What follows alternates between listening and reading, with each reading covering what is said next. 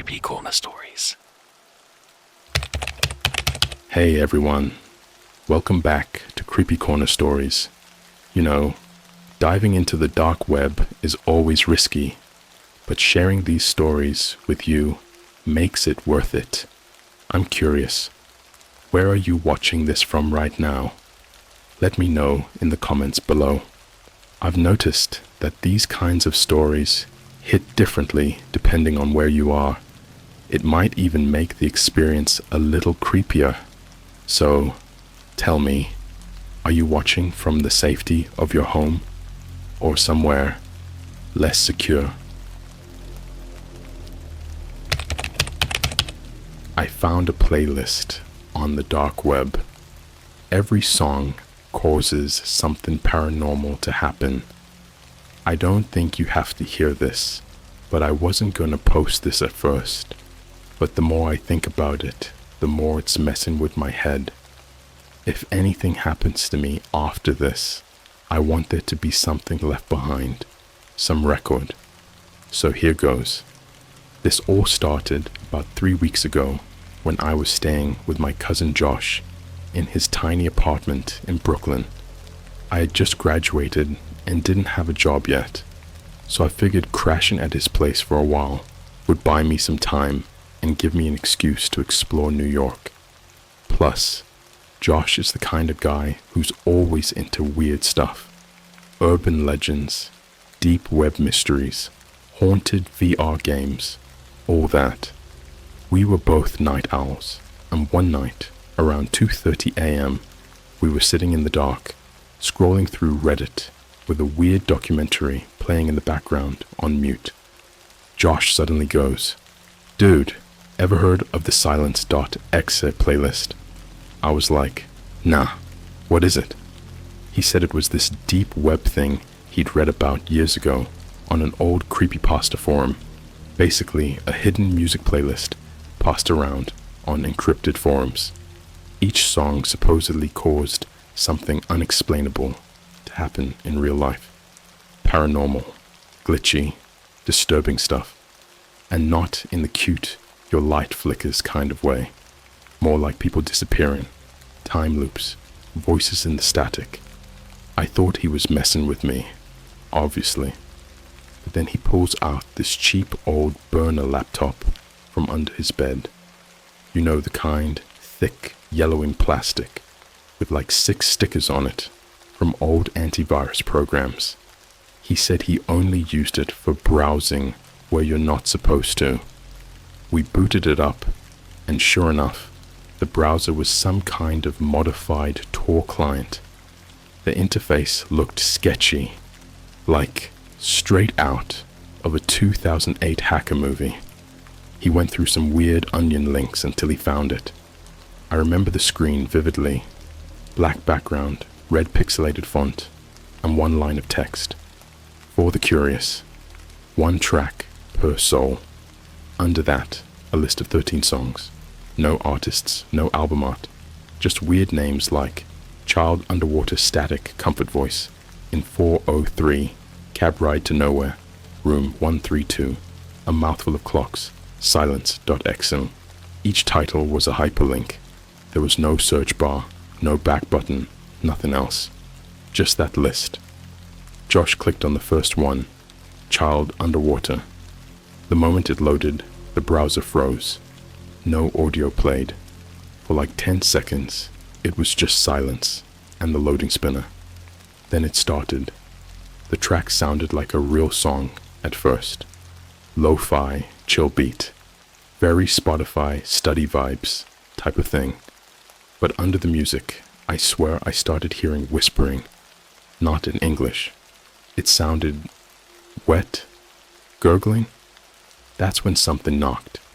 On the window. We were on the 4th floor. Josh paused the song immediately. We just stared at each other. The knock didn't repeat. We both laughed nervously and chalked it up to maybe someone playing a prank or a bird hitting the glass. But deep down, I knew something felt wrong. The air was weirdly cold, and I suddenly noticed condensation on the inside of the window, like someone had been breathing on it. We closed the laptop and tried to sleep. Tried. The next day, I went out alone. Needed some air. I ended up at a Starbucks near Times Square just to feel normal again. Sat down, scrolled TikTok, tried to shake the paranoia. That's when I saw it. On my For You page, a video from an account I didn't follow. At voice in 4:03. No posts, no profile pic, just one video. It was my cousin Josh, sleeping in bed, in his room, shot from the corner near his ceiling, where there was no camera. I froze. I swear I was gonna puke right there, next to a group of tourists drinking frappuccinos. The caption on the video was just one word: next. I ran back to the apartment. Josh wasn't there. His laptop was open, and the next song was highlighted. Voice in 4:03. Timer was at 4:01. Then it clicked. That was the song from the username. 4 minutes and 3 seconds long. He must have played it while I was gone. I checked the hallway, the rooftop, even knocked on the neighbors' doors. Nothing. He was just gone. And nobody believed me. I called the NYPD, told them he was missing, filed the report, showed them the TikTok. The cop just stared and said, "This video's not there." When I tried to show him, the account was gone. I couldn't even find my own likes tab. My phone started glitching.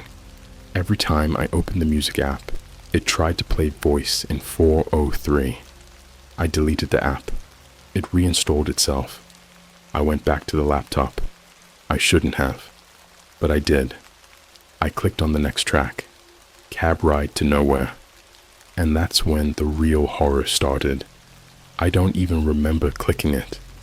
1 second I was just hovering over the track with my mouse, Cab Ride to Nowhere, and the next it was playing. No loading screen, no warning. It just started. The audio was wrong. Not like haunted house jump scare wrong, but subtly off. It sounded like an old taxi dispatch radio, crackling in and out of static, but beneath it, there was this faint jazz melody playing in reverse. It was like if a saxophone was trying to scream. At the same time, I started hearing a faint engine outside, like an actual car. I looked out Josh's apartment window. There was a yellow cab idling in the middle of the street, right in front of the building. No traffic, no people, nothing. Just the cab. No driver. I swear to God, it was just sitting there, engine humming, like it had just pulled up for a pickup. And then, I'm not making this up, the back door slowly swung open, like an invisible hand just reached out and invited me in. I told myself it was a coincidence. Someone's Uber maybe. Maybe the driver stepped out. I mean, logic was screaming, "Don't you dare go down there." But my legs moved before I could stop them, like my body wasn't mine anymore, like the music was in control. I grabbed Josh's burner laptop and shoved it into my backpack. Something told me I'd need it, and I walked out the front door like I was in some kind of dream. Once I got inside the cab, the door shut by itself. Slammed, actually. It rattled the whole car. That was the first time I saw the partition. There was glass between the back seat and the front, standard for a cab, but it was tinted so dark I couldn't see the driver at all. But I heard him. A voice came through the intercom, but it wasn't human. It sounded like an audio file playing backwards, low-pitched, stretched, garbled. The voice said, in a stuttering loop, "Passenger accepted. Destination. Nowhere. No way. Now here. He. The cab pulled off like it had memorized where it was going. And I swear to whatever's out there, it did not drive like a normal car. We weren't on streets anymore. I looked out the window and everything was off. The lights outside were pulsing like heartbeats. Stores had no names. Street signs were blank or upside down. I saw a Walgreens with nothing but mannequins sitting at the pharmacy window, twitching. I reached for my phone to try and record, maybe live stream, something, but it was dead. And I don't mean low battery. I mean the screen had gone completely black, and every few seconds it would flash a picture of my cousin Josh's room. The cab kept driving for what felt like hours, but here's the part that messed me up the worst. We passed by a McDonald's. It looked abandoned at first, with smashed windows and overgrown parking lots. But inside, there were people, or they looked like people. Dozens of them, all wearing those old Ronald McDonald masks from the 90s. But they weren't moving, just standing shoulder to shoulder, staring out the windows. One of them slowly turned its head to look directly at me. Then I realized it wasn't a mask. It was a face, painted, stretched like plastic, smiling way too wide, as if it had been sliced open and stapled at the edges. The cab stopped, in front of the restaurant. The voice came through the intercom again. "Would you like to place, your order?" I screamed no, so loud I thought I'd shatter the glass. The car started moving again, way too fast this time, like it was angry, like it was feeding off the fear. It started swerving, spinning in impossible ways, sideways through alleyways that didn't exist, through empty playgrounds filled with rusted swings, creaking in reverse motion. I gripped the seat so tight, my fingernails broke skin. Then we pulled into an empty tunnel, graffiti everywhere, tags in languages I didn't recognize. One of them said, in perfect red paint, "Play the next song if you want to survive." I was shaking so bad I could barely unzip my bag. The laptop was hot to the touch. I opened it, and without Wi-Fi, without internet, the page was still there. The next song on the list, Room 132. I clicked it. No hesitation this time. I didn't care what it did. I just didn't want to be in that cab anymore. The moment the track started, everything went dark, like the cab drove straight into a blackout. Then I was standing in a hallway. The cab was gone. The tunnel was gone. My body felt stiff, like I'd been sleeping with my eyes open. I turned around and realized I was in a hotel. It looked familiar. Too familiar. I used to work front desk at a hotel back home in Chicago when I was in college. This was the same hotel, down to the stains on the wallpaper. But that hallway, that room number, 132A, that doesn't exist. I remember because I once had to count rooms for a fire drill. Our floors only went up to 130. And yet, there it was. A door at the very end of the hallway, glowing faint red around the edges, like the room itself was breathing. The music was still playing through the laptop. This time it sounded like a heartbeat, made out of violins and wet chewing sounds. Every beat made me take a step toward the door. My hand touched the knob, ice cold. I opened it. Inside was Josh, sitting cross-legged in the center of the room. But something was wrong. He was smiling, too wide. His teeth weren't his. They looked too long, too many, like a shark's. His skin was pale, almost paper white. His eyes were completely black, and tears of blood were rolling down both cheeks like it was some kind of performance. The walls of the room were covered in mirrors, but they didn't reflect me, only him. In every mirror, he was doing something different. In one, he was vomiting black worms. In another, he was cutting off his own eyelids and laughing. In another, He was pointing directly at me, mouthing the word, "Run!" I tried to turn around, but the door was gone, just a flat wall behind me. Josh finally spoke, but not with his voice. It was my mom's voice. "You clicked play. Now you're in the song." He stood up, "And I'm the chorus." Then he started running toward me. That's when the mirrors shattered, all at once. I covered my face and felt glass cut into my arms and neck. Screaming, I dropped the laptop. It smashed on the floor, but instead of breaking, it rebooted itself. New track, mouthful of clocks. Before I could hit anything, the room shifted. Not like turning off the lights, like the physics changed. Gravity twisted. The walls started melting. Josh, if that was still Josh, collapsed into a puddle of teeth and skin, and that same goddamn music played like a lullaby through a broken toy piano. I passed out. When I woke up, I was in a dumpster behind a 7-Eleven in Queens. I was covered in blood, glass, and one of those paper hats the employees wear at In-N-Out. There is no In-N-Out in Queens. There was a note taped to my chest, scratched handwriting, smelled like sulfur. 3 tracks left. You're almost there. J. The laptop was back in my bag, the screen on, the browser open. Next track. Silence.x. The more I think about what happened next, the more I feel like something's still inside me. Not like a demon or some ghost-possessed crap. No, this is worse.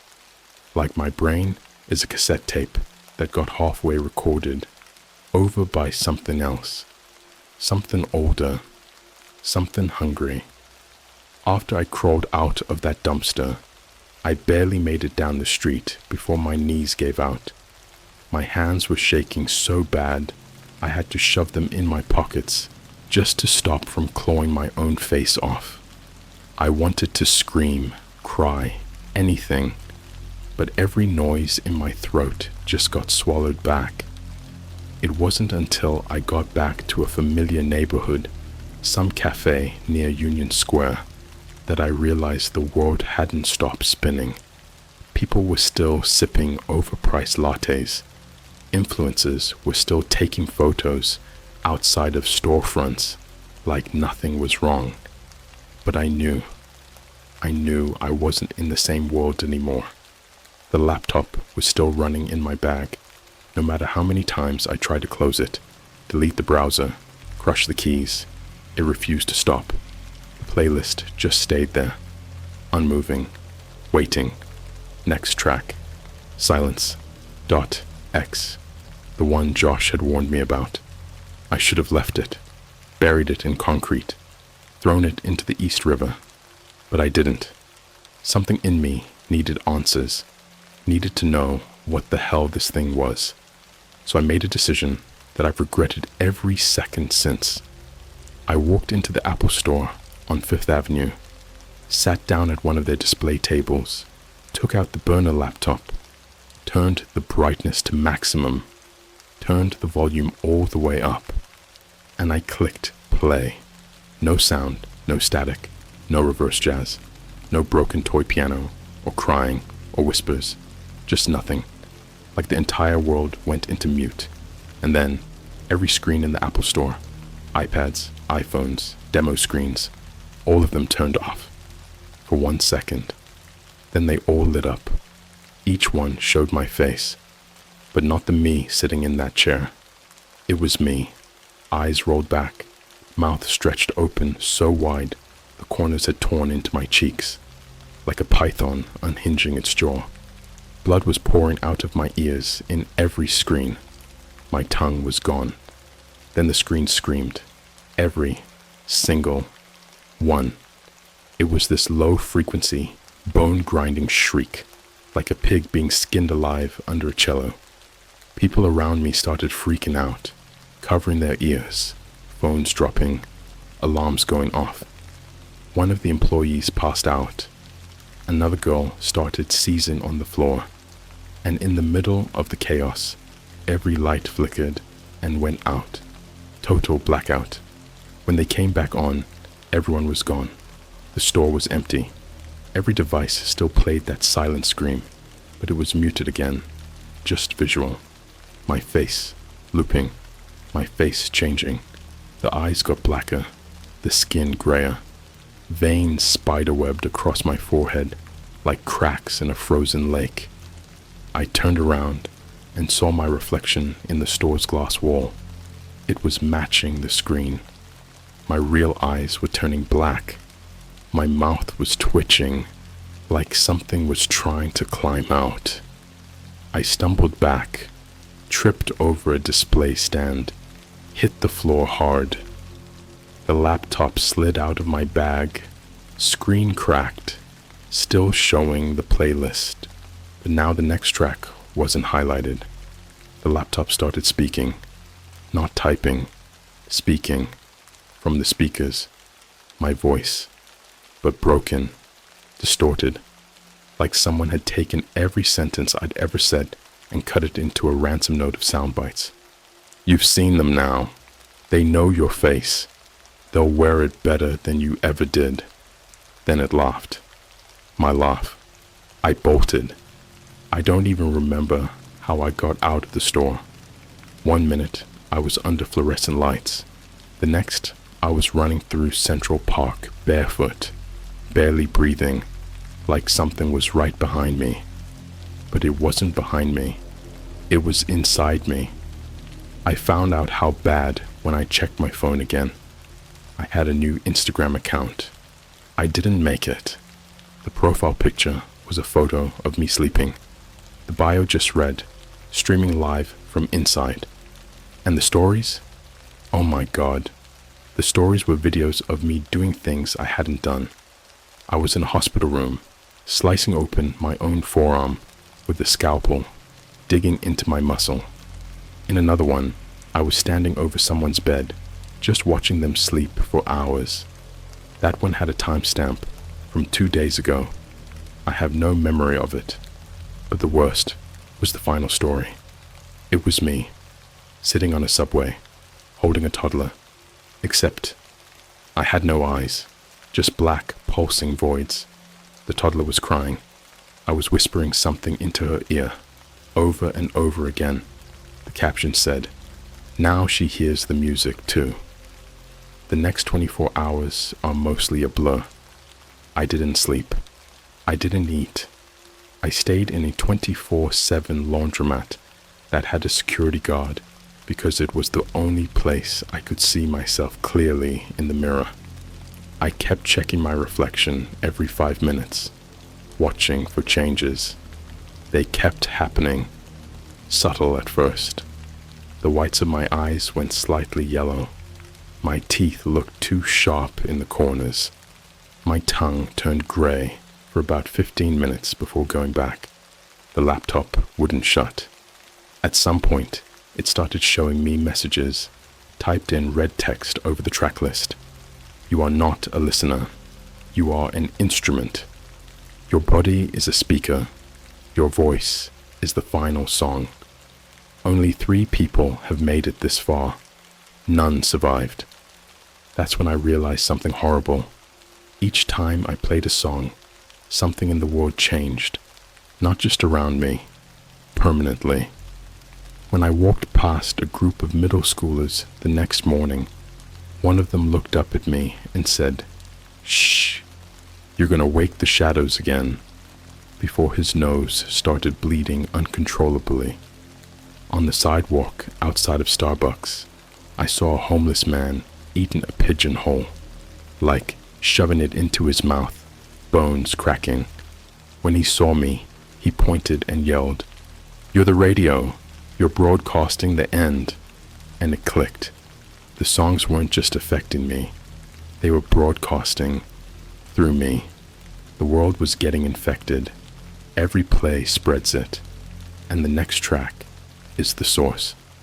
I got back to Josh's place one final time. The landlord had changed the locks, but I climbed through the fire escape and slipped in through the kitchen window. Everything was untouched, frozen in time. The cereal bowl in the sink still had soggy Fruit Loops in it. Josh's jacket still hung on the back of the chair. The laptop was on the table, waiting. 1 track left. Final track. That's all it said. No name. Just 3 question marks. No timer. No link. Just a blinking message. The final track only plays once you've been heard. My phone buzzed. AirDrop request. No one nearby. File name. Final voice. .mp. 3 sender. Josh. I declined it. It sent again. I declined. It sent again. And again. And again. My phone was vibrating so hard it fell off the table. I turned off Bluetooth. The file downloaded anyway. I hit play by accident, trying to delete it. There was no sound, just my breathing. Then Josh's voice. You made it to the final song. Now the song makes you. That's all I remember before I blacked out. I woke up 3 days later in a hospital bed in Newark. No ID, no phone, only the laptop sitting on the table across the room. The playlist was gone, replaced by a single message. Now you are the music. No alarms went off when I left the hospital. No nurses stopped me. No security guards. No cameras followed. Because they were all frozen. Not dead. Frozen. Every staff member in that wing. Nurses mid-step. Doctors in mid-sentence. Stuck in place. Like someone had pressed pause on a sick puppet show. One guy had a cup of coffee, hovering mid-air, inches from his lips, steam still curling from it. I waved my hand in front of their faces. Nothing. That's when I noticed their mouths were open, every single one of them, hanging slack-jawed like mannequins or receivers, like they were listening to something I couldn't hear anymore. But they could. I looked in the mirror by the elevator. My mouth was moving. I wasn't saying anything, but it was moving, slowly, rhythmically, like something was crawling up my windpipe and using my throat like an antenna. I touched my chest. My heartbeat wasn't mine anymore. It was offbeat, tapping in a rhythm that felt coded, like I was transmitting, broadcasting. That's what the final track did. It didn't play to me. It played through me. When I got outside, the sky was wrong. Not cloudy, not dark, just glitching, like when a live stream buffers. Flickers of static like a dying TV signal, but in the clouds. The sun blinked 3 times in under a second. I swear on everything I have left, it blinked. People weren't panicking. That's what broke me. They were walking around like everything was fine. One girl was taking a selfie with the glitching sky. Her Instagram caption popped up a second later. When heaven updates, I vomited behind a trash can. Then I started hearing it. The song. Not in my head, not through earbuds, not from the laptop, from the world. It started on Times Square billboards. I took an Uber to Midtown, don't even remember calling one. And as we passed the LED megascreen above the Forever 21, it glitched. Black screen, then white, then an image. My face, my real face, except blood was leaking out of my eyes like ink. Below it, the track title flashed.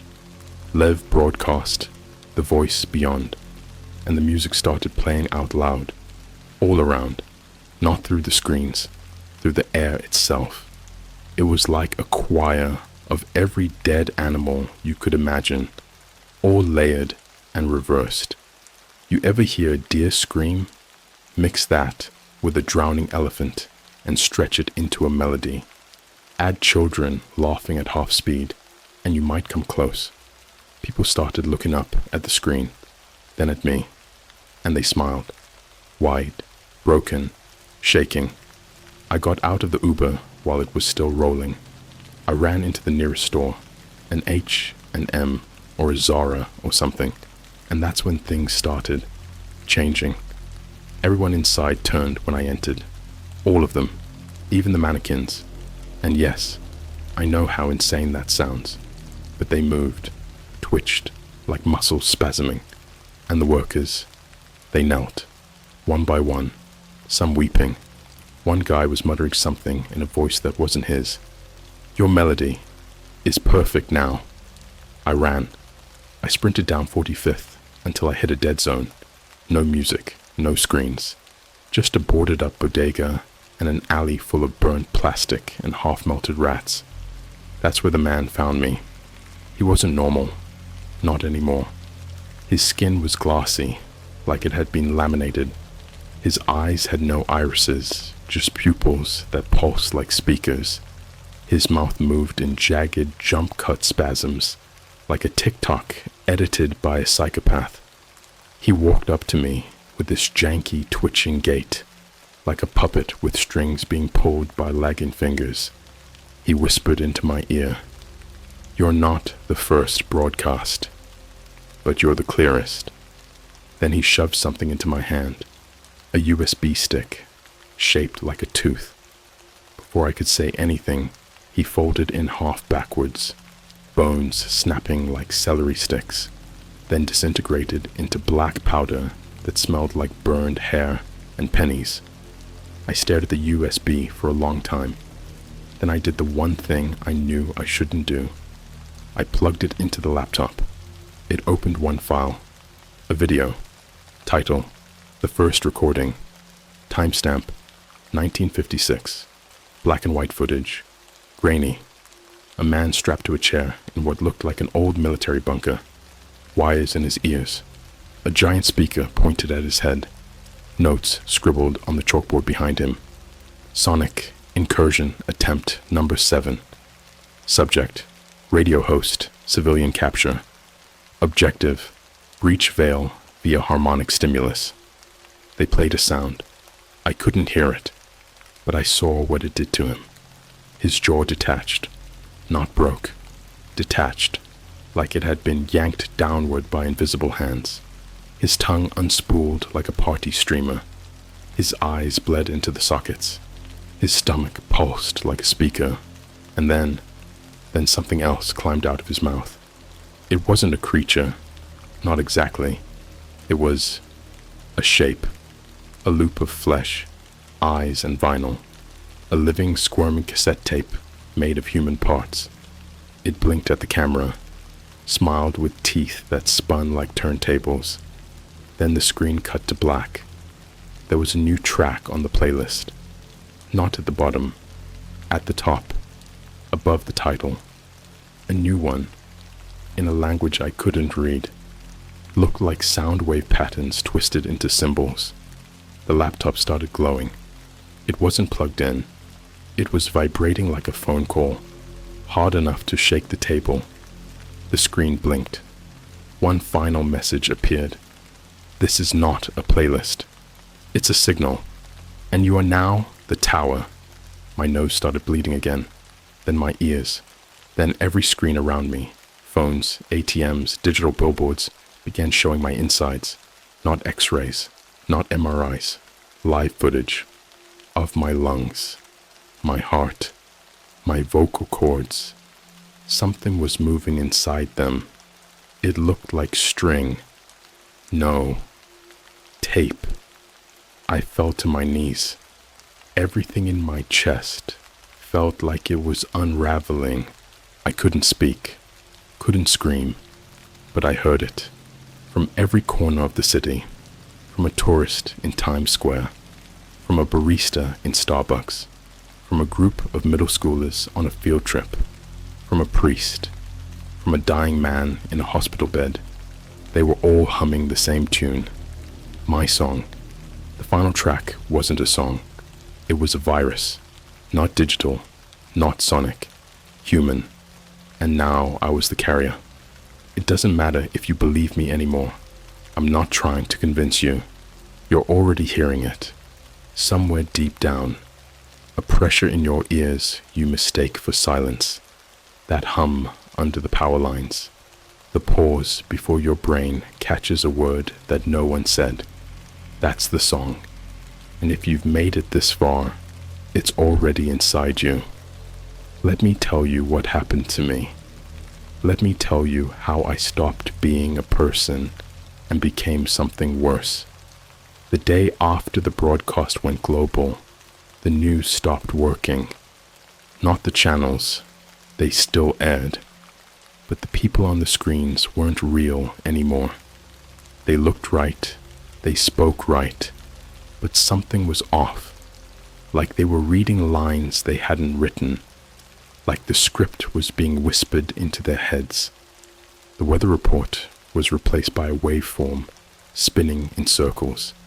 The anchor stared into the camera for 20 straight minutes and just whispered one word: listen, over and over, and people did. I walked through Midtown and saw strangers standing still, just staring into nothing. No phones, no earbuds, just receiving. A cop walked by, bleeding from the eyes and smiling. His radio was playing a lullaby in reverse. Every Starbucks I passed had the same playlist on repeat, but it wasn't music. It was me. I could hear myself. Recordings of things I never remembered saying. My own voice layered into nonsense. Sentences twisted into chants. Screams arranged like rhythms. One of the baristas had carved my name into her arms. Over and over. Every inch of skin. Property of the frequency, she said, and poured boiling coffee into her eyes. So I don't see the noise. She didn't even scream. By nightfall, the city had changed. The buildings looked the same, but they weren't. Every reflective surface, windows, puddles, black cars, showed other things. I looked into a car mirror and saw a concert, a stage, red lighting, a crowd made of things that used to be people, mangled, twitching things. Some had too many faces, some had none. And in the center of the stage, there was me, performing, strapped to a chair made of teeth and cords, my mouth held open by black tendrils, like a grotesque mic stand shoved down my throat, wires running out of my stomach and spine like guitar strings.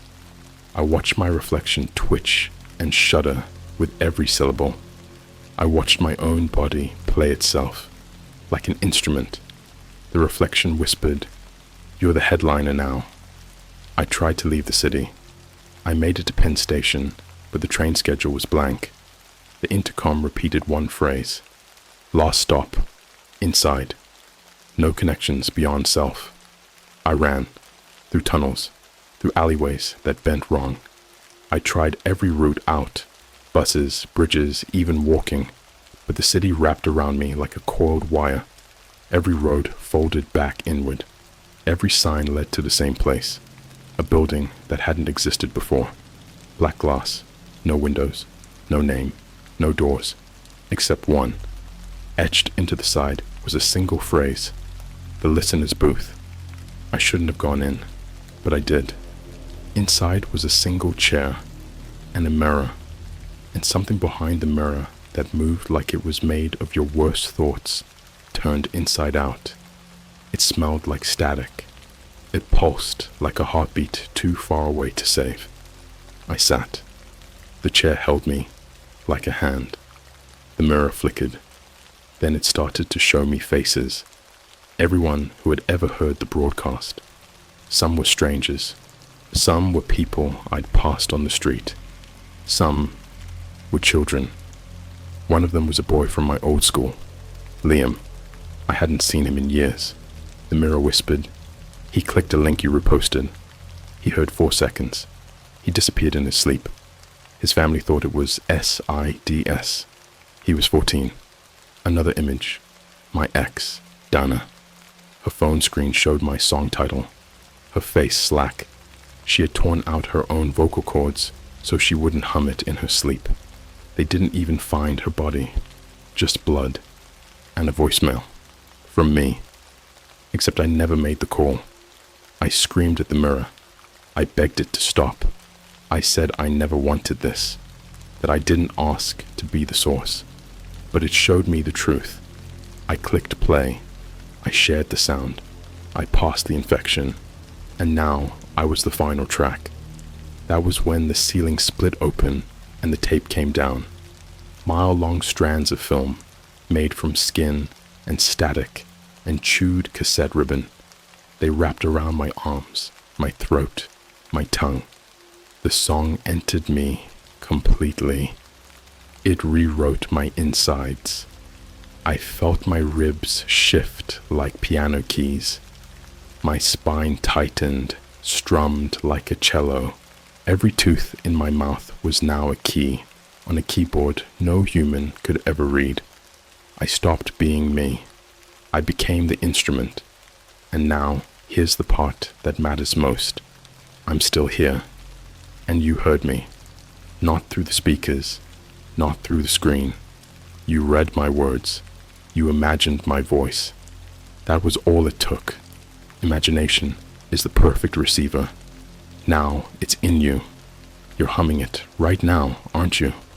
Don't lie. Listen closely.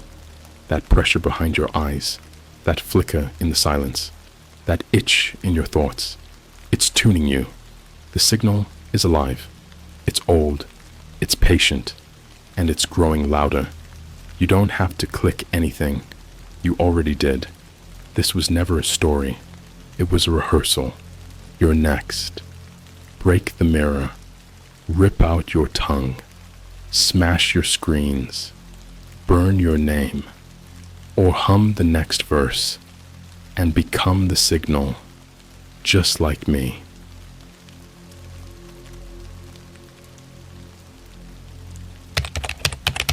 I found a dark web game that lets you summon a demon. The game doesn't pause, even in real life. Yo, so I don't normally post stuff like this, but I need to put this somewhere before I lose my mind. If this blows up, cool. If not, whatever. I just need to get this off my chest. This all started about 3 months ago, during that weird part of the year where school was out. But I still had this lingering feeling of stress, like I forgot to turn in an assignment or something. You know that vibe? I was bored out of my mind, scrolling TikTok and YouTube shorts at 3 a.m., eating cold McDonald's fries from the bag like a gremlin, when I stumbled across this creepy-ass animated horror video. I think it was from one of those Here's My Story channels. It was titled something like, "This game found me online. Then it killed my brother." Normally, I'd just keep scrolling, but something about the art style was off. It looked way too specific. The character looked almost exactly like me. Same fade, same hoodie style. Even the setup in the background, with an LED lit gaming chair and a half-empty Starbucks drink. I laughed a little. But deep down, I felt weird, like uncanny weird. I commented, "Yo, this me fra, just being a clown," and closed the app. Then I got an email. Subject, "You've been selected. No sender name." Just that sentence in the subject line, and a plain body that said, "You watched. You saw. You're in. Level 1 begins in 48 hours.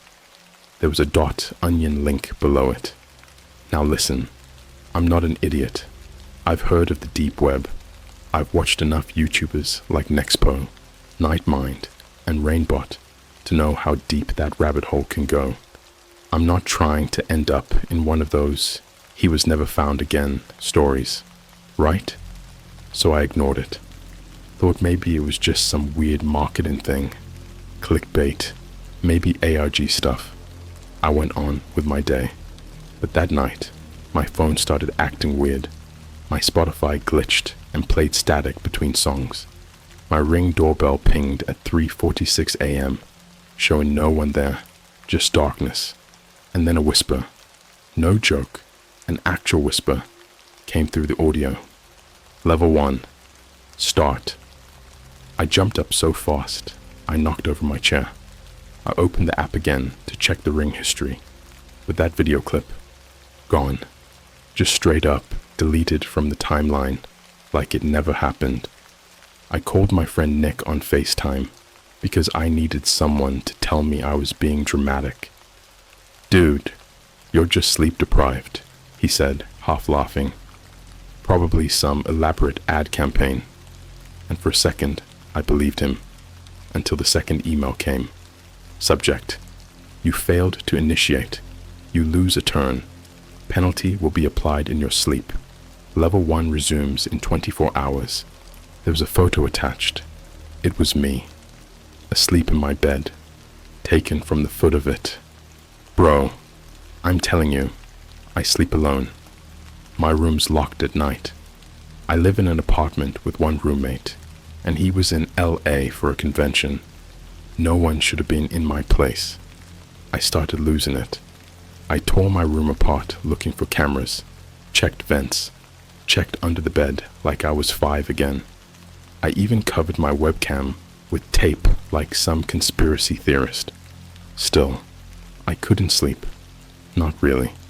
Just kept imagining that whisper in my ear and that picture. My own body in bed like a corpse. At 3 a.m. on the dot the next night, my Alexa randomly turned on. She said, "Now, commencing level 1, obedience." And then my lights shut off. Just boom. Total blackout. Only the screen of my laptop lit the room with this red glow. No Windows logo. Just a countdown timer in glitchy text. 59:59. Obey the command. Bring him to us. Below that, there was a list of contacts. Nick was at the top. I stared at it for what felt like forever. I didn't click anything. I didn't type. Just sat there, hearing my own heartbeat like it was pounding outside my skull. Then the screen flashed again and said, "Non-compliance noted. Your penalty increases. Sleep well." And then the screen shut off. The next morning, I called Nick again. No answer. Texted him. Left voice notes. Nothing. Around noon, I got this ping from his Snapchat. His location was still turned on. It showed him at this gas station on the edge of town, like one of those creepy out-of-the-way ones with flickering lights and half the signs in Spanish, even though we're in rural Ohio. I decided to go. I know that sounds stupid, but I couldn't shake it. I felt responsible somehow, like the game was using me as bait. When I got there, the gas station looked abandoned. No cars, no cashier, but the snap map showed Nick's Bitmoji still right there. I went inside. The bell dinged, but no one said anything, just dead quiet. I walked to the back and saw the freezer doors covered in condensation. On the glass, someone had written with a finger, "Level 2 begins when the door closes." And as soon as I read it, I heard the bell ding again behind me. I turned around, and the door, it was already closed, and I wasn't alone anymore. Want more? Upvote, and I'll keep going. If anyone else got an email like this, drop a comment. I'm not the only one. I can feel it. The lights in the gas station flickered, and the buzzing from the overhead fluorescents sounded like a fly trapped in a dying bulb. It smelled like stale energy drinks, bleach, and something else, like rusted pennies. You know that coppery, sickly smell? Except this was thicker, almost wet. I couldn't see anyone in the aisles. No cashier, no sounds, no music. Nothing except the hum of lights and the blood in my ears. I looked back at the freezer glass. That message, "Level 2 begins when the door closes," was still there, but now my reflection was smiling back at me. I wasn't. I froze. The reflection wasn't just smiling. It was moving, even though I was standing still. Its head tilted a little, like a dog trying to figure out if you're dangerous or food. Then its mouth moved, only a little, but enough for me to see it whisper 2 words. "He's here." I turned around and almost slipped on the floor. There were footprints behind me. Wet, bare footprints. leading down the candy aisle and into the employee-only door in the back. I should have left. Any sane person would have dipped right then, but I felt this pull, like a hook in my spine, like the game wanted me to follow.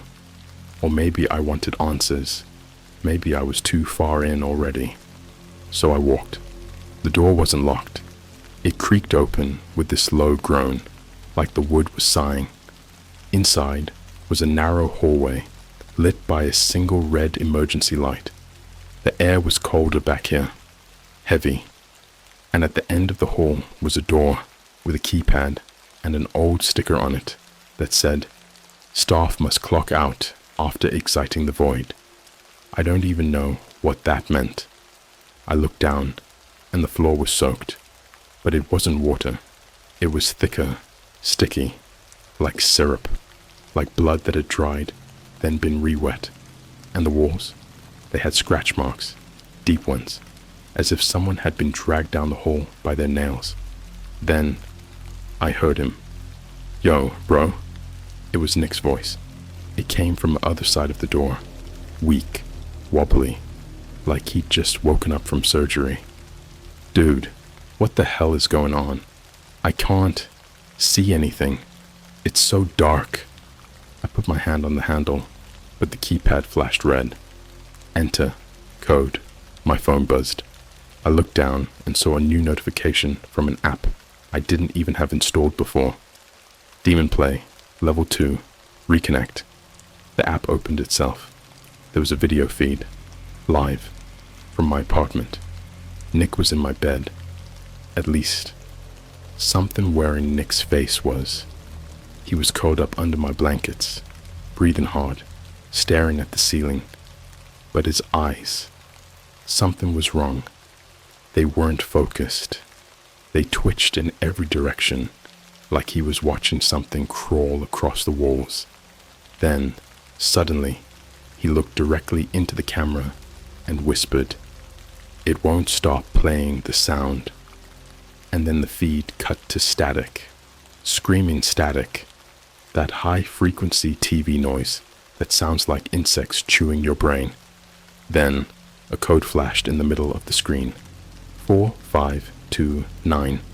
I entered it into the keypad. The door unlocked with a click. I should have run, but instead, I stepped inside. There were no lights, no shelves, no backroom staff lounge, just a staircase. It went down, spiraling, forever.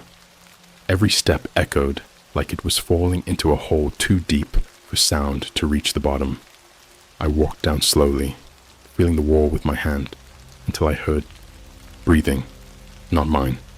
It was loud, wet, like a dog panting, but wrong, like it had no nose, just holes in its skull. I crouched, froze, didn't move. Then, the flashlight on my phone turned on by itself. The light hit something at the bottom of the stairs. Nick. He was standing there, back to me, naked except for a tattered hoodie that wasn't his. It looked burned into his skin, literally fused, melted into his back like it had been sewn on with wire. His legs were bruised, cut. One of them bent wrong, like he'd been broken, but still standing. "Nick," I whispered. He didn't turn around. Instead, his head snapped backward, bending up to the ceiling in this inhuman angle, and his mouth smiled. Not like, "Hey bro," smiling, like someone had taken a scalpel and carved a crescent across his face and stretched it. Then he spoke, but his voice came from behind me. "Too late to reconnect. Level 2 has already taken root." I spun around. No one was there. But when I turned back to Nick, he was closer. He hadn't moved, not with his body, but he was closer now, just 10 steps below. The air smelled burned, like melted wires and something organic. My flashlight flickered again, and this time I saw the thing behind him. It was using Nick like a puppet. Its hands, long skeletal, blackened like overcooked meat, were hooked into his back like strings. And its face. I can't even describe it. It was faceless, but I could still feel it looking at me, like it knew every thought I'd had, every website I'd visited, every nightmare I'd ever remembered, and every fantasy I'd never admitted to anyone. Then it spoke. You brought him here. Now you wear his skin. I ran. I bolted up the stairs, 2 at a time, slipped on the wet floor at the top, scrambled into the hallway, just as the door behind me slammed shut on its own. I swear, it almost laughed. The handle vibrated, like something was pounding on the other side. I didn't look back. I burst out the front of the gas station and just ran, didn't even check for cars. I ran until I hit a Denny's with free Wi-Fi and collapsed in a booth, drenched in sweat. That's when I noticed the new app on my phone again. It had a new message. Level 3 unlocked. Possession. Next task. Send the invite. Pick your player. 1. Mom. 2. Your ex. 3. Random follower. I froze. The timer at the bottom was counting down from 10 o'clock. I had to choose, or the game would choose for me. If you're reading this and got that same message, I am so sorry. Don't open the app. Don't play. But if you already did, you're in it now, and the game doesn't pause, not even when you sleep. The Denny's was empty, except for an old couple quietly eating pancakes and a waitress humming to herself in the corner, cleaning silverware like she'd done it every day since the 1980s. No one noticed me. Not the shaking, not the sweat, not the fact I was covered in someone else's blood, or at least I hoped it wasn't mine. The app was still open. Demon play. Timer ticking down in bold white text. 0, 0, 0, 9:58. 3 names. 1 choice. Mom. 2. Your ex. 3. Random follower. It didn't explain what would happen if I chose, or what would happen if I didn't, but I didn't need it to. Deep down, I already knew. This wasn't a choice. This was a sacrifice. I tried closing the app. No dice. Tried turning my phone off. Screen stayed on. I even smashed the phone on the edge of the table until the screen cracked and bled light like a wounded eye. But the countdown didn't stop. The app didn't even flinch. 7 minutes left. I started panicking. Thought maybe I could outsmart it. I used a napkin and a Sharpie to write a list of other names. People I hated. People who bullied me in high school. That one guy who keyed my car last year. Could I offer one of them instead? Then the screen changed. No input, no touch. It just knew. A new message slid across the screen. No substitutions. Choose, or be chosen. And below that, the live feed started again. This time, it was a view inside my mom's kitchen. She was making tea. She looked so normal, in fuzzy slippers, her hair in a messy bun, completely unaware that her life was hanging by a thread made of numbers. The camera angle wasn't from a phone or laptop. It was inside the light fixture, like someone had been there, installed it, hidden it. I started crying. I'm not gonna lie. Not just scared, sick. It felt like something was in my lungs, like breathing was guilt. I couldn't do it. I wouldn't. My mom? I hit random follower. I didn't even look. I just slammed it. The timer stopped. The screen went black, and I thought, stupidly, that I'd made the right choice, until I got a DM on Instagram from a private account I didn't recognize. It was just a photo, a still image of a person I'd never seen before, screaming, face pale, mouth torn open wider than it should stretch, like split at the corners, eyes rolled so far back they were pure white, like they'd been turned off. Behind them, there was a figure, Tall, impossible, wearing a coat made of human faces, stitched together like leather. Then another photo. This time, it was their room.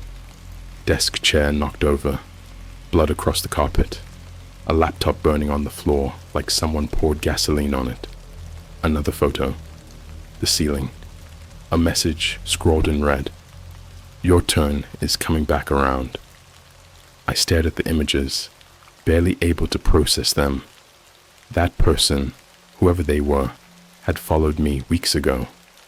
I remembered vaguely accepting their follow request because we had a mutual friend who posted horror art. That was it. That tiny random click was all it took to drag them into this, and the game didn't care. It rewarded me, because when I looked back at my phone, it said, checkmark sacrifice accepted. Pursue 1 level progression. Welcome to level 3, possession. And then, my camera turned on. I didn't touch it. The screen showed me. Except, it wasn't exactly me. The face staring back was twitching, eyes wide, unblinking, skin pale and shimmering, like something was crawling underneath it. Mouth too tight, like a ventriloquist dummy's. And behind me, right there in the reflection of the Denny's window, was something that wasn't there in real life. Tall, black, no face, just a shape, a presence, like my shadow had grown up and decided it didn't need me anymore. Then the screen flashed white. Level 3, task, begin integration. I passed out. I don't know for how long. I woke up somewhere else. Not the Denny's. Not even a building. I was laying on concrete. Wet. Cold. Smelled like a parking garage. But there were no cars. Just rows of flickering ceiling lights and a busted vending machine, humming like it was struggling to stay alive. My phone buzzed again, screen dimly lit with the app still running. There was a video file now. Integration footage. You.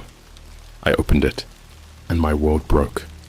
The video showed me, from someone else's point of view, walking into a store, looked like a Walmart, smiling, talking to the cashier, laughing. I looked normal, calm, charming. Then it cut. Black static. Then, me again, covered in blood, laughing hysterically in the parking lot, holding a hammer. Behind me, a figure twitched on the ground, their face smashed beyond recognition. The audio was corrupted, but under the static, I could hear one word repeating over and over. Obey! Obey! Obey! That's when it hit me. This game, it doesn't just make you do things. It wears you, like skin, like a suit. It controls you from inside. It records it, shows it to you afterward, like a snuff film starring your own body. That's what possession meant. It wasn't asking for permission anymore. It was installing itself. I screamed and threw the phone. It shattered against the concrete, but the sound didn't echo. Nothing did. It was like this whole place was under a dome, soundproof, forgotten. Then I noticed something on the wall, a mirror, and my reflection was still there, even though I wasn't standing in front of it. I walked toward it, slowly. Each step felt like a decision, like walking toward a coffin with your name already etched on the lid. My reflection moved like me. It was me. But behind it, I saw a second set of hands, black, sharp, crawling over my shoulders. One slid into my mouth, the other into my eyes. And then the mirror whispered, "You shouldn't have played. Now you'll never stop." The glass cracked, then shattered. And behind it was another staircase. Not down, not up, sideways. I didn't step through, because I felt something in my chest. A phone. Not mine. An old one. A burner, maybe. It had no apps, no signal. Just one voicemail. I pressed play. "You're not the first player, but you might be the last." Then a distorted voice took over. Same whisper I heard through my Ring doorbell. Same voice that had been behind Nick's mouth. Same one behind the demon in the gas station freezer. Level 4 begins when you close your eyes. If you're still reading this, don't blink. Don't sleep. Don't play. And whatever you do, don't answer when it calls you by name. Because once it learns your voice, it speaks back. I didn't choose to walk through the mirror. I think it chose me. The second the glass shattered, I blacked out. Not like sleep. Not like fainting. It was like being unzipped from reality. Like someone peeled me out of myself and threw what was left into a hallway that shouldn't exist. A place that felt like it had been erased from God's memory. I woke up sideways. Let me explain that. Gravity was wrong. The floor was the wall. The wall was the ceiling. And I wasn't standing. I was hanging by my teeth. There were these thin, rusted wires looped into my gums like fishhooks, pulling me up by the roots. My feet dangled above the void, a moving black pit filled with distant teeth. Not eyes, not claws, just biting. I couldn't scream. My mouth was torn open and stuffed with something wet. It tasted like plastic and salt and something that had been alive recently, like hospital gloves soaked in blood. My phone was gone. My shoes were gone. I was dressed in something that felt like wax paper and burned fabric. Then I heard it. Footsteps. Not regular ones. Not like a person walking. They were upside down. Inverted. Every step sounded like bones being pressed into a wood chipper, followed by a wet suck, like someone trying to inhale meat through a straw. The sound got closer and closer. Then a voice spoke directly into my spine. Not in my ear, not in my head, in my bones. You descended without permission. The toll is extraction. The wires began to tug. Hard. They didn't just pull on my mouth. They pulled my thoughts out. I could feel it. Memories unspooling like film. First my birthday, then the smell of my room, then my best friend's laugh. All gone, replaced with sounds that shouldn't exist. Voices in languages that had too many consonants and not enough vowels. Then something touched my foot. Cold, wet, sharp. It whispered, "Tag, you're it." I dropped, not onto the floor, onto a mirror, face first. And suddenly, I was inside someone else's body. I saw a hallway, a real one. A school maybe. White floors, lockers, bright fluorescent lights overhead. And in front of me was a girl, maybe 17, blonde, normal. She was recording a TikTok dance. I couldn't scream. I couldn't stop it. I was inside the thing that was behind her. I watched from its eyes as it mimicked her movements. Twitchy, too fast, like frames missing in between. It copied her hands, then her head. Then it stretched its neck too far, snapped it sideways in rhythm with the beat. She didn't see it, but the phone did. Her front camera froze for a frame, and in that frozen image behind her was me, or whatever was wearing me. My face was smiling, eyes hollowed out, and blood was dripping from the corners of my lips like I'd been biting something alive. The caption under the video auto-filled, "At demon.play, tagged you in level 4. Start task, swallow her whole." The video cut, and I vomited myself out of the possession, back into the hallway, back into sideways gravity. I was covered in slime. My bones felt chewed. My nails were black, not painted, rotted, like the game had aged me decades in minutes. I stumbled forward, shaking, coughing, bleeding from my nose and ears. Then I saw them, the faces. Along the walls of this sideways hallway were hundreds, maybe thousands of faces, not drawn, not painted, embedded. like the walls were made of flesh and people had been pushed into it face first, then smoothed over like a fingerprint into clay. Some were screaming. Some were still blinking. One of them looked like Nick. No, not looked like. It was Nick. His lips barely moved, but I heard him clear as day, like he was whispering inside my lungs. You brought the game out. Now it's not in the deep web anymore. I froze. It's in the real web now. Every share, every view, every stream. That's how it grows. That's how it spreads.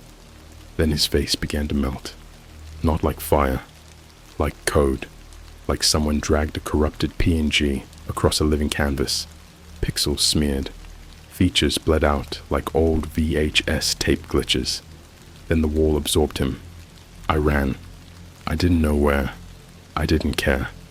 I just ran until the hallway twisted again and turned into an escalator made of teeth. They weren't biting, just twitching, like they were waiting to start. At the top of the escalator, I saw a glass door. On it, written backwards, "Exit, but only if it takes you with it."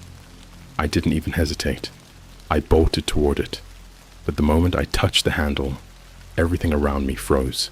Sound, movement, air, like the pause button was hit on the world, but not me. I was still breathing, still sweating, and then I realized the game had paused reality, not for me, for everything else. I turned around slowly. Behind me, in the middle of the escalator of teeth, something was climbing out of the floor.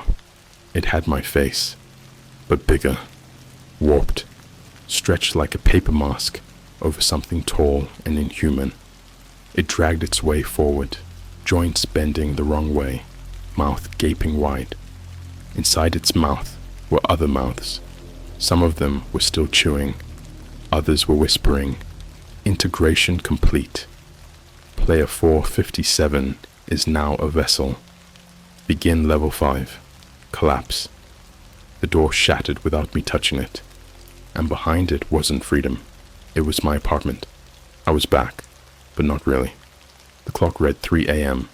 My lights were off.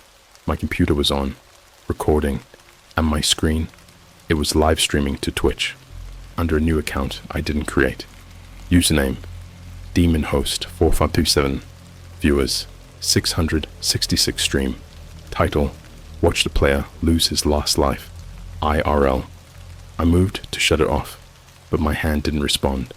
I was moving again, but it wasn't me. I was watching my body walk to the camera, smiling. Then it spoke. Welcome to the final level. One of you is next. You don't know who yet, but the game does. Don't blink. If this stream goes live again, don't watch. Don't share. Don't comment. The more you engage, the more it spreads. You're not safe just because you're not playing. If you're reading this, you already are. The camera was rolling. I couldn't move. Not on my own. My fingers twitched against my will. My face was smiling, wide, forced, like something wearing it for the first time and trying to mimic happy. The lights in my apartment buzzed low, almost humming the same sound as a dial-up modem on loop. There were viewers, too many. Twitch chat flooded with emojis, WTF messages, and trolls spamming LMOO fake. They had no idea what they were watching, but I did, because I was watching too, from inside myself, like I was trapped in my own skin, buried beneath my bones, screaming in a soundproof coffin lined with mirrors, showing every version of me this game had corrupted. Me smiling with black eyes, me stabbing someone in a grocery store, me standing over a crib with a lighter, me dancing in a blood-soaked hallway as 1,000 hands clapped silently in the dark. My screen flickered. A message appeared on my monitor. Final level, collapse. Irreversible, interactive. Player number 4, 157. It's your turn to spread. Then the app reopened on its own, but it wasn't on my phone. It was on every screen. My iPad lit up, my TV, the microwave's digital display, my smartwatch, even the cheap LED alarm clock by my bed, all blinking in sync. The same countdown, 0, 0, 10, choose a platform. Twitch, YouTube, TikTok, Instagram stories, everywhere. I couldn't stop myself.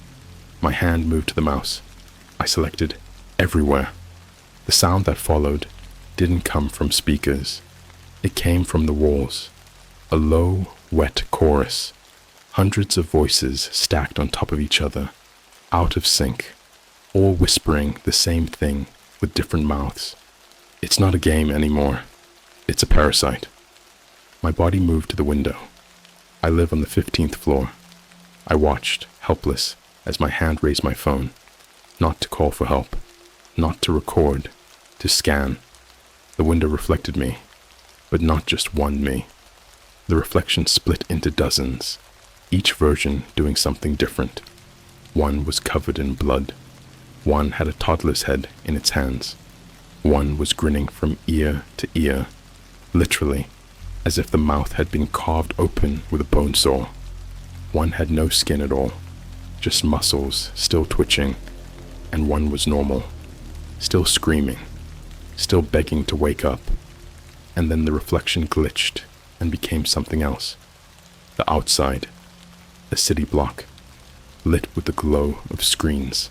Starbucks across the street, every tablet and iPhone on display in the window, now showing me. McDonald's drive-thru menu, streaming me. Apple Store TVs, streaming me. My reflection had gone global. This wasn't a live stream. This was an infection. I collapsed. Control returned. Just for a moment. Enough to puke. Enough to crawl to the bathroom and lock the door. There were no mirrors anymore. I'd broken them days ago. But the tiles, they were moving, breathing. My own face formed in the cracked grout, whispering like static. The final task is simple. Upload yourself. I screamed so hard I tasted blood. I begged. I cried. I punched the walls until my fingers broke, until bone popped through the skin like white knives. But it didn't stop, because my computer was still live. And the chat, it was changing. No more trolls, no more memes. Now it was full of IP addresses, names, your names. The game had learned who was watching, and it was choosing you. Every single person in chat got a message. You have been invited. Click to accept level 1. The game begins in 24 hours, or it begins without you. I tried to unplug the modem. The wires bled. I swear to God, they bled. Thick, black oil poured from the sockets, and it laughed. The computer laughed, like a child choking on candy. I heard glass break behind me. I turned slowly. The Twitch stream was in the bathroom mirror, but I wasn't in it anymore. You were. Whoever you are, reading this, it's your room now. Your hoodie, your chair, your air. The camera was looking through your screen at you. My reflection smiled and whispered, "Tag, you're it." That was the last thing I remember before I woke up in the hospital, but not in a bed, in the morgue. A janitor found me curled inside one of the body drawers, twitching, covered in cables, mouth stitched shut with wire, my blood type written on my chest in Sharpie, and the word, streamer. I was legally dead for 6 minutes. When I woke up, the nurse screamed. She said I was laughing without moving my face. They sedated me, took away my phone, put me in a psych ward, but it didn't matter, because the app was still here, not on a device, in my eyelids, in the quiet between my heartbeats. Every time I blink, it flickers. Choose your platform. Choose your player. Choose your soul. and I know what comes next. Because the nurse? She just followed me on Instagram. But don't think this story is over. This is how it starts. All it takes is a click, a share, a like, a stream. That's all the game needs. And it's already inside your Wi-Fi. Expect your invite within 24 hours. Don't reply. Don't record. Don't share. Unless you want to be the next player. You didn't read a story. You accepted a contract.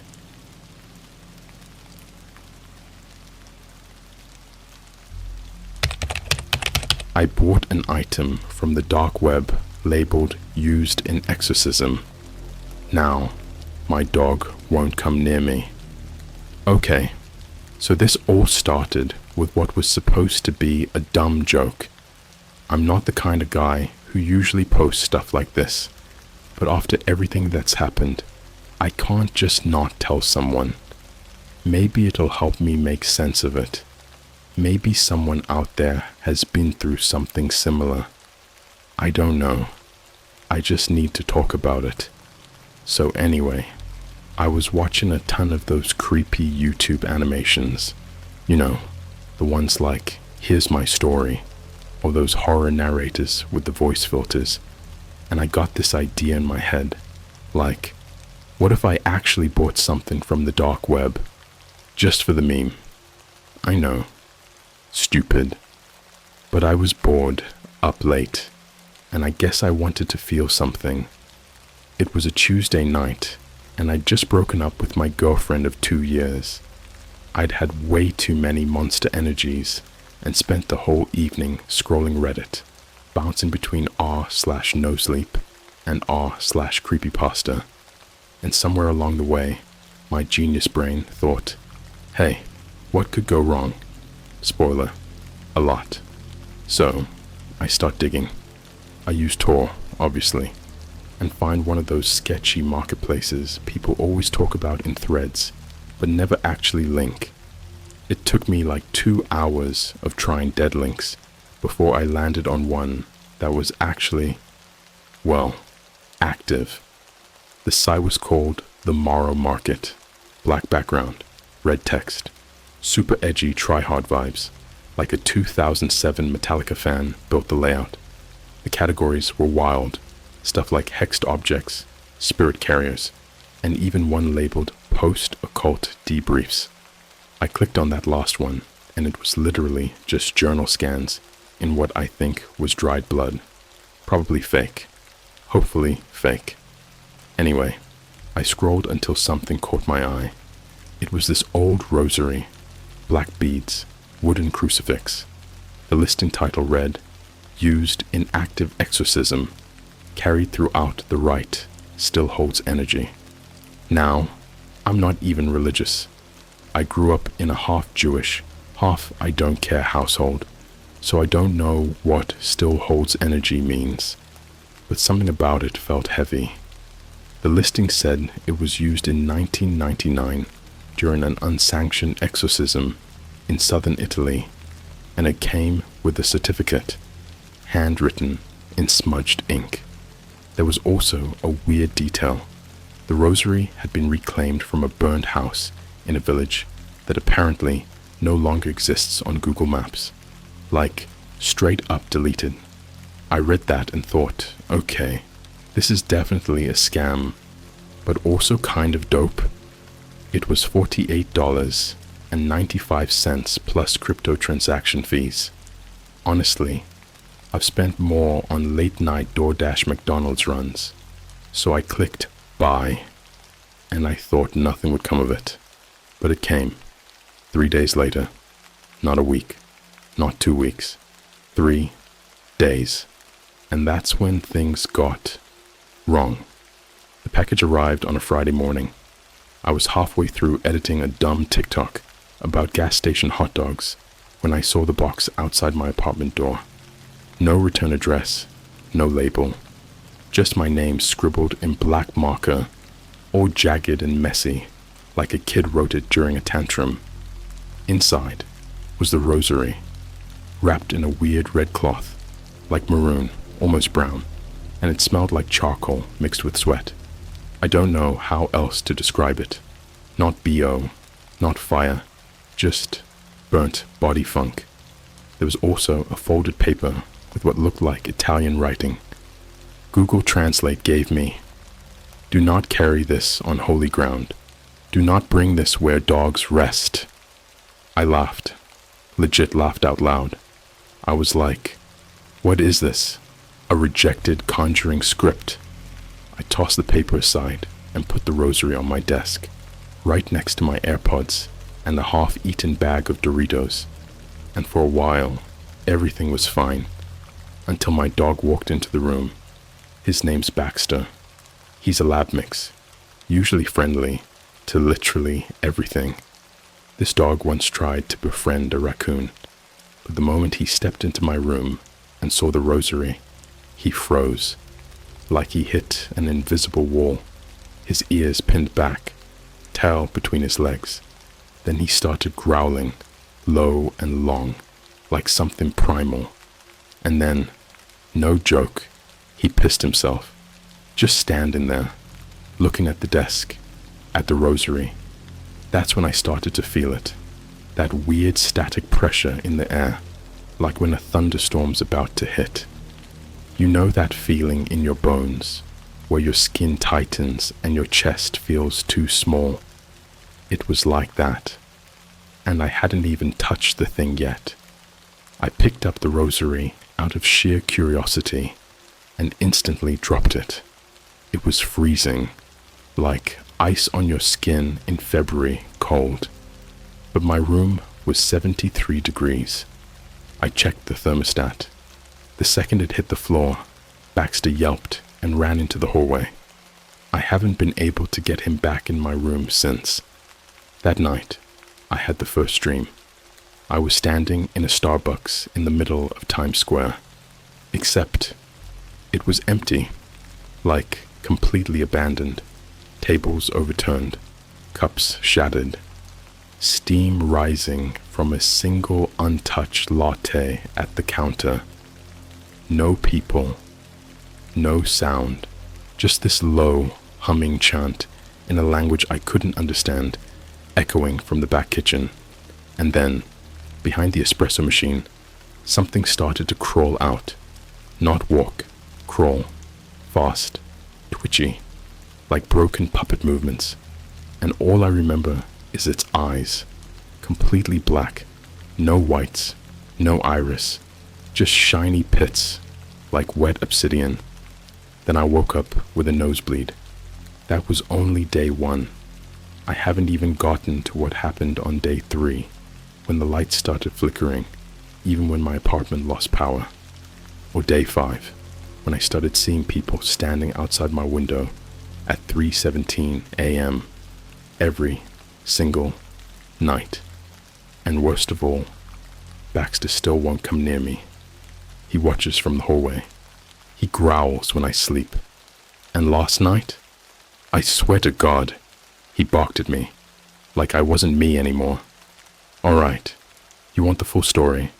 You asked for it. I'm not sugarcoating anything this time. No jokes, no memes. This part. This is where it stopped being weird and turned into something that doesn't even feel like it belongs in this world. Like I crossed into something I wasn't supposed to touch. Like I woke something up. And I swear, the more I write about it, the more it watches. It started 2 nights after the first dream. By then, Baxter was practically living in the kitchen, sleeping under the table, refusing to even look in the direction of my room. He stopped eating his kibble too. I had to mix in leftover rotisserie chicken just to get him to chew. His eyes looked different, sunken, wet, like he'd seen something he couldn't process. I was scrolling through TikTok around 2:30 a.m., those late night doom scroll sessions, you know, and I came across this random live of a girl crying, not the normal influencer tears. This was full-on panic. Her background looked like a hotel room, yellow walls, and a weird crooked painting of a boat. I remember that. I remember because I realized it was the exact same painting that used to be in the hallway of my grandma's retirement home in Queens. And she was whispering, "They said not to look. They said don't let the mirror see you." I blinked, refreshed, and the live was gone. Just poof.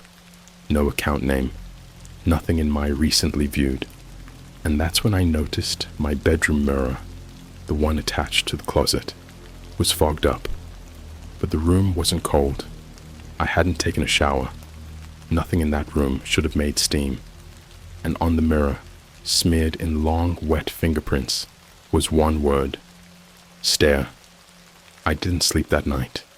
Instead, I sat in the living room with every light on. Baxter was shaking beside me, breathing in these short, stuttery gasps like he was mid-panic attack. I tried calling my ex just to hear another human voice. She didn't answer. I tried FaceTiming my cousin in Chicago, straight to voicemail, so I opened Reddit. Just instinct, I guess. I ended up on this weird thread buried in r/conspiracy. No upvotes, no comments. Just a post that said, "If you bought from the Morrow Market, check your mirror for bruises that aren't yours." That made my skin crawl. I ran to the bathroom and flicked the light on. And I swear to you, on my life, there was a purplish bruise forming under my left collarbone, like a thumbprint, like something had gripped me in my sleep. Things escalated from there. The rosary? It started moving. I don't know how else to explain it. It was like every time I left the room and came back, it had shifted slightly. First it was on the desk, then it was on the window ledge, then it was inside my drawer, shoved beneath my underwear.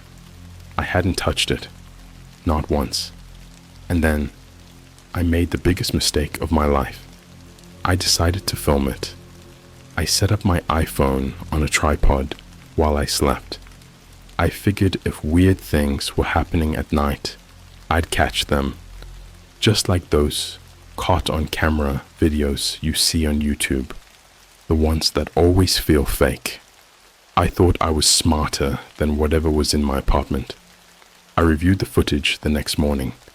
The first hour was normal, just me tossing and turning, Baxter pacing the hallway like a stressed out security guard.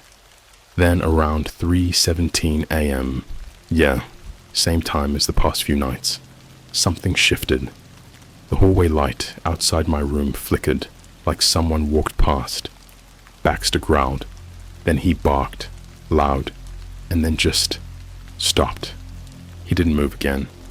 And in the corner of the footage, barely visible in the mirror's reflection, was a silhouette, not a person.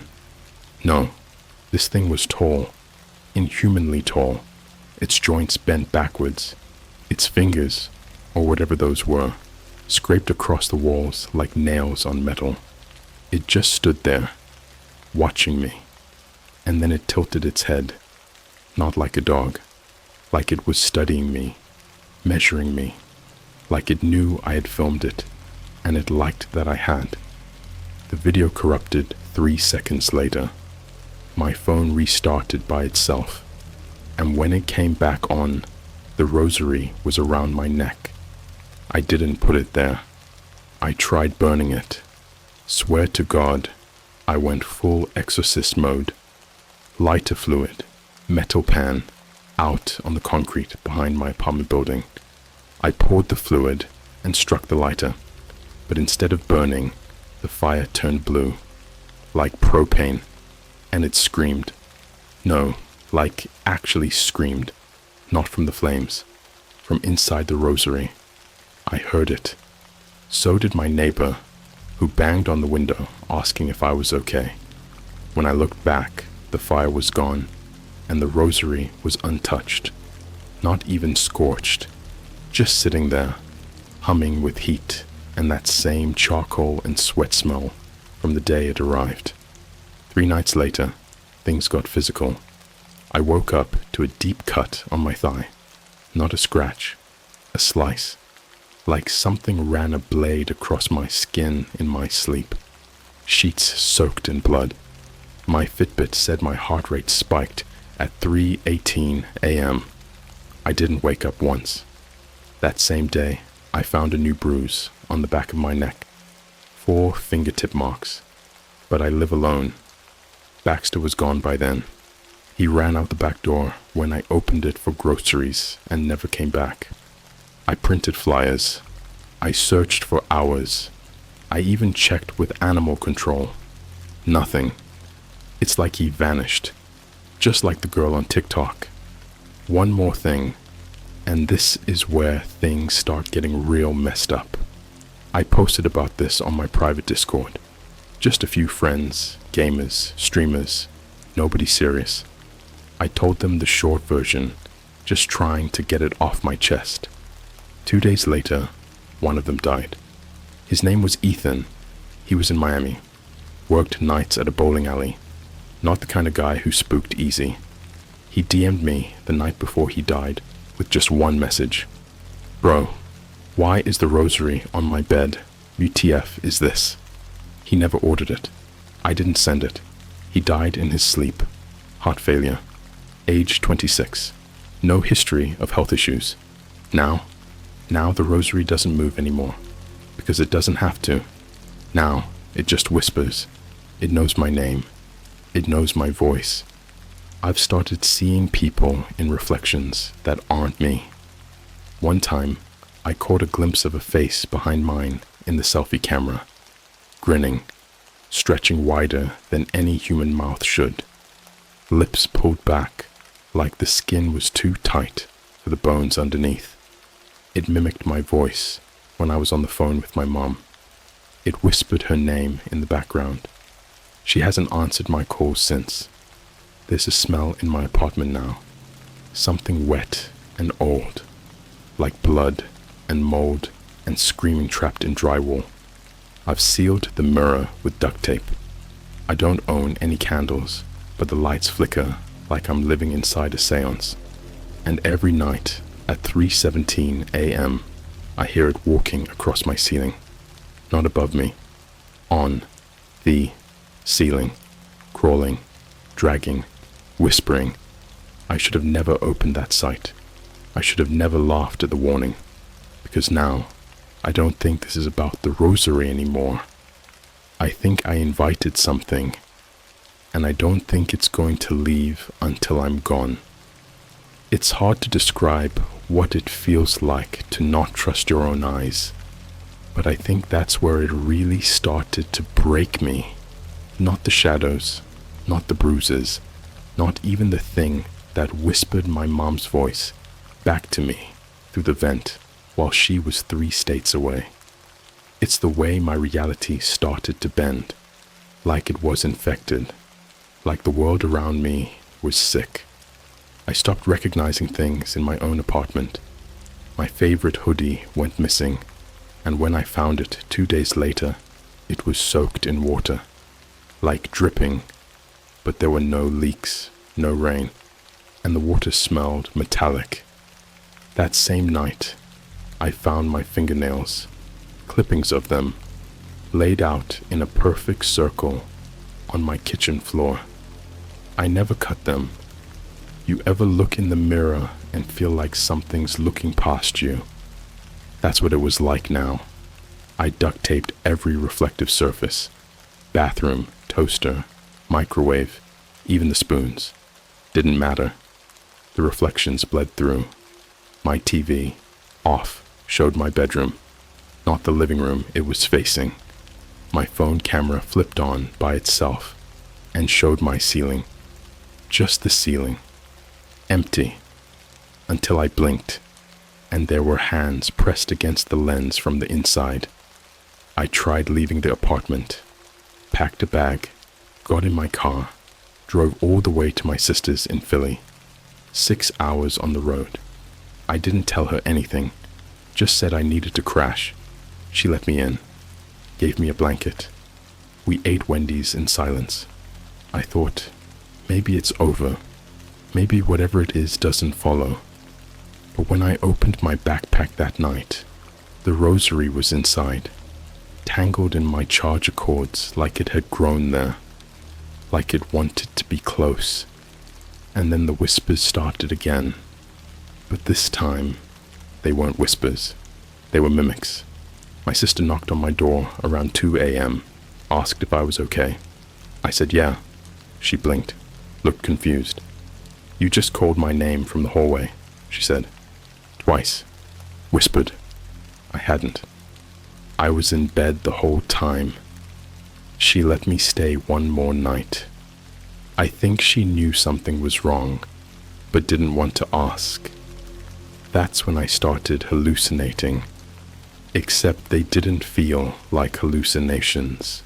I was scrolling through Instagram, trying to distract myself, and every time I saw a picture of someone's face, it was off. Eyes too small, mouth too wide. In one picture, a girl's teeth were backwards, like inverted, gum side out, and she was smiling. Then I saw my own photo, a selfie I'd posted months ago, standing outside a Starbucks in Brooklyn. Except in this version, I wasn't alone. Behind me, barely visible in the reflection of the glass door, was that thing again.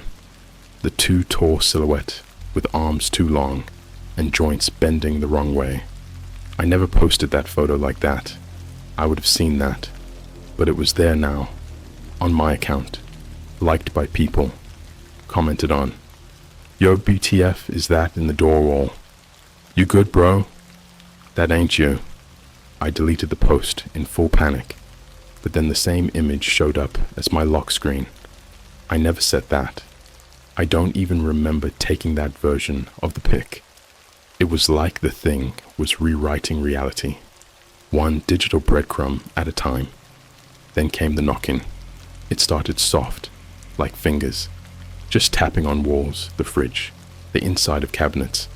Then it escalated. Heavy knocks, like fists pounding, like someone trying to break in, but it was coming from inside. One night, the hallway wall started cracking from the knocks. Drywall dust fell to the floor. I pressed my ear to it and heard laughter. Not human.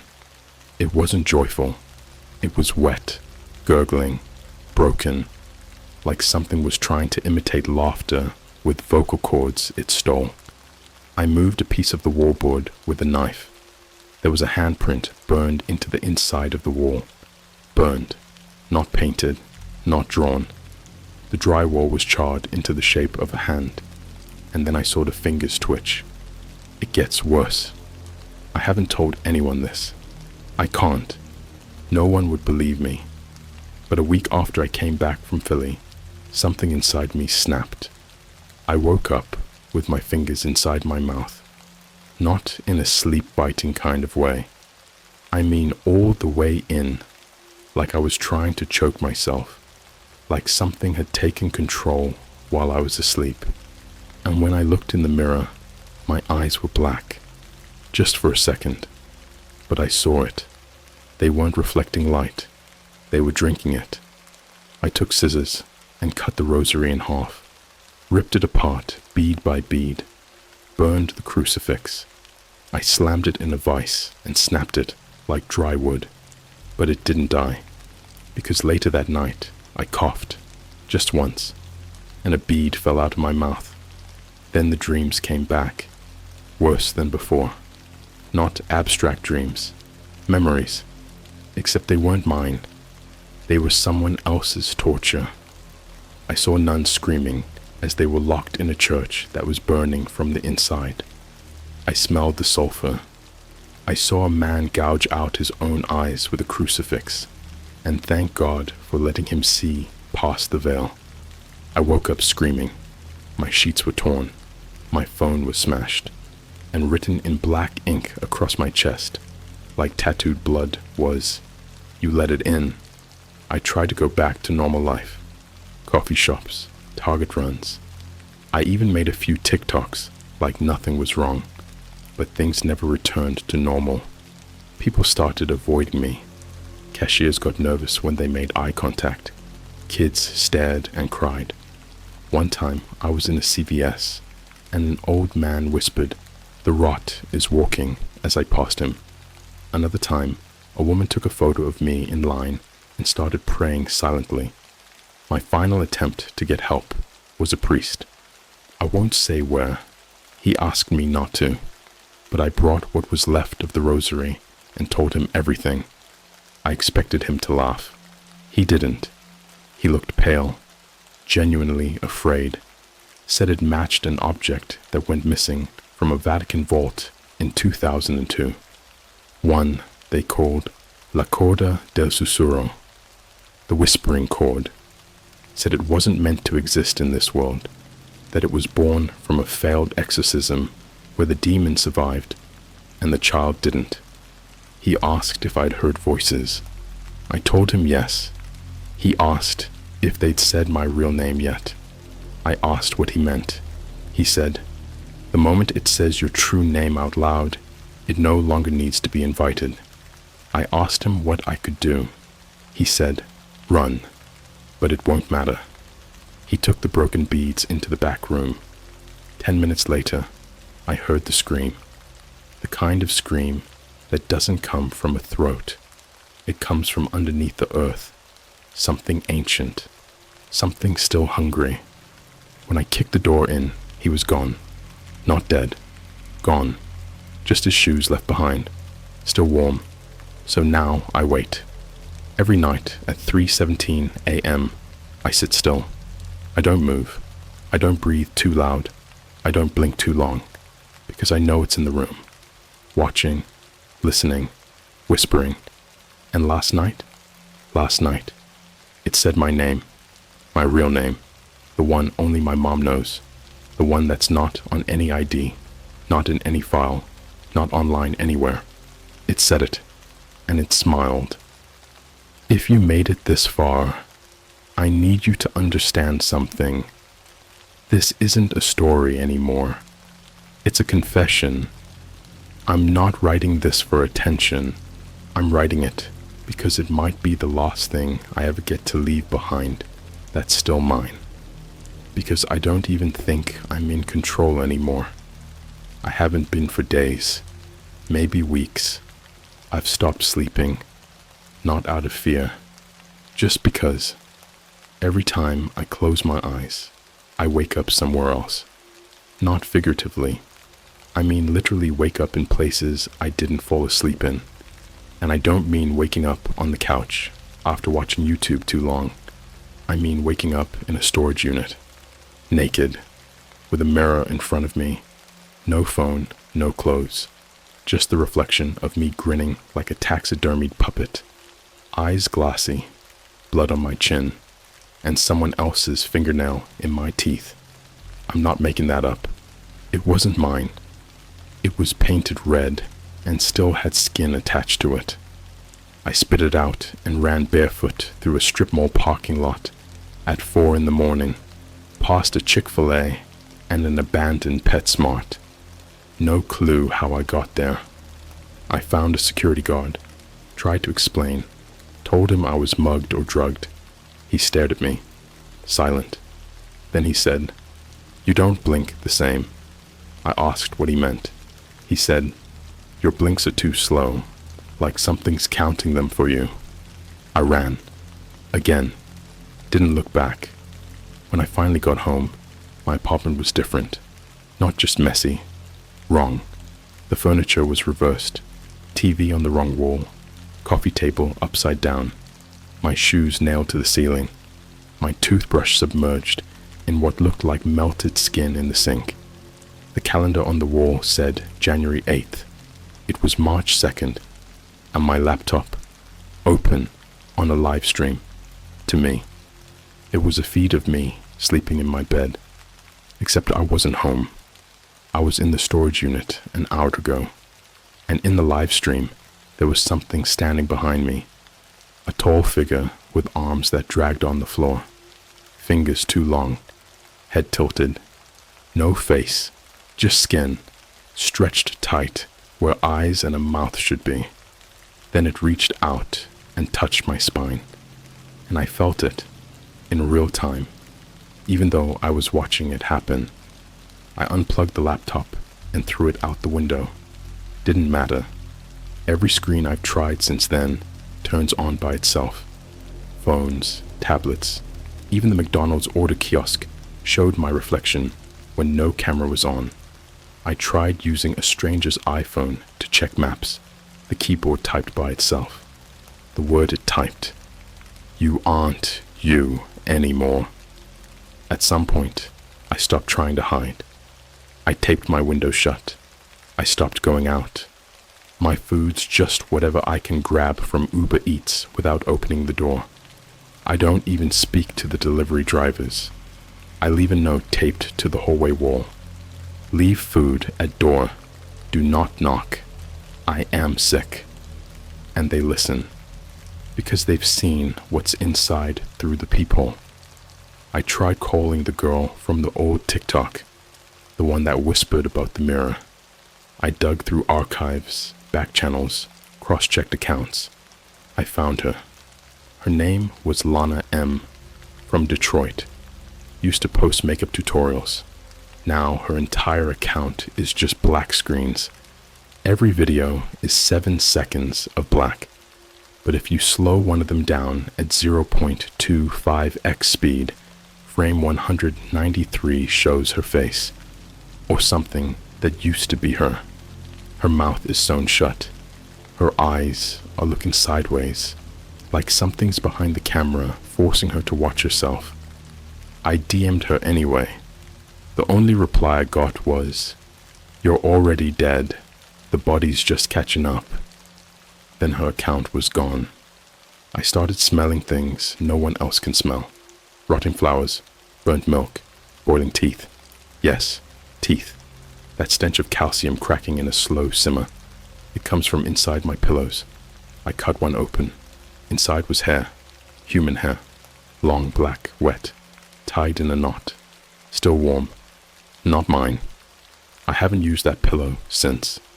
The noises are louder now. Not footsteps. Not knocks. Thuds. Like something heavy, hitting the floor over and over and over, even when no one's upstairs. Sometimes it sounds like someone throws themselves against the wall. Sometimes it's laughter. Children's laughter. But there are no children in this building. There haven't been for years. I checked. One night, I opened my closet because I heard breathing. Inside was a stairway. I live in a one-bedroom apartment. No attic, no upstairs. But the closet had a spiral staircase going down into the dark. It wasn't built into the walls. It was carved into the void. And the air coming out of it smelled like flesh being microwaved. I shut the door, blocked it with my dresser, taped it shut. The next morning, the door was open again. I've started losing time again. Yesterday, I thought was Monday. It was Friday. I had an email confirmation that I'd placed an order at a Spirit Halloween in New Jersey. I live in Virginia. The order? 1 human-sized crucifix, 1 gallon of fake blood, 1 priest outfit, 13 blank VHS tapes. I don't remember buying any of that. I don't remember driving there. But there's a receipt in my wallet, and I'm in the store's security footage, smiling. But my teeth don't look right. There are too many of them. The other night, I woke up covered in dirt, like burial dirt, under my nails, in my mouth, in my ears, and my bathtub was filled with muddy water. The water had tiny bones floating in it, ribs, fingers, something's jaw. I drained it. The tub refilled on its own the next day, and now the thing's getting bolder. It doesn't wait for 3:17 anymore. It doesn't care about mirrors. Last night, I found a voice message on my voicemail. From my voice, not recorded, new, like I left it to myself. It said, "Hey man, just checking in. You ever wonder what your throat sounds like when it's not yours anymore? Then there was a wet stretching sound, like skin being pulled off of raw meat. Then a scream. Mine. Except I wasn't screaming. I was listening. And now, I think it's learning me, not watching me, becoming me. Today, someone FaceTimed me from an unknown number. When I picked up, it was a video of me answering the door, but I hadn't left my bed. Then I heard the knock. Real. On my actual door. I didn't answer. Then the sound of keys in the lock. My keys. Turning. Door opening. And footsteps. My footsteps. Right now, as I write this, I'm still in the room. But someone else is walking around in my apartment wearing my face. I hear them humming a song I used to sing in 6th grade. Something I haven't thought about in decades. How does it know? How does it remember what I don't? How does it feel more like me than I do? It's not about the rosary anymore. It never was. That was just the invitation. A rotting leash tied to something older than language. Older than thought. I think it wears people. Like suits. Like meat suits. And when it's done, it leaves just enough behind to walk on its own. Talk on its own. Post on its own. You ever pass someone and think, something's not right about them? You were right. If I disappear after this, don't believe anything you hear from me. Not DMS, not texts, not posts. Especially not if it says, I'm better now. That's how it starts. I don't know how to start this because I don't know if I'm the one typing anymore. I don't remember opening my laptop. I don't remember sitting down. But here I am. And here you are. Reading something that should never have been written. Let me tell you what happened the night I finally decided to end it all. Because that's where this was going, right? Every horror story eventually ends in blood. That's what they want. A neat little tragedy. A final scream before the credits roll. But that's not how this works. This doesn't end. It grows. I had the rope. I had the chair. I wrote a note. Just 3 words. It found me. No poetic nonsense. No long goodbye. Just the truth. The real kind of truth. The kind that curls under your fingernails and whispers when you're alone in the shower. The kind that leaves you frozen in front of your phone at 3:17 a.m. with the sound of breathing coming from inside the screen. But just before I stepped onto the chair, the mirror called out. Yes, the mirror. Not with sound, with movement. My reflection wasn't still. It was grinning, and it waved. Then it mimicked me, stepping onto the chair. Beat for beat, hand on the rope, chin raised. But right before it would have finished the act, it laughed, like it was excited, like it was starving. And I realized that's what it wanted. It didn't want to kill me. It wanted me to give up, so it could wear my body without resistance. I stepped down.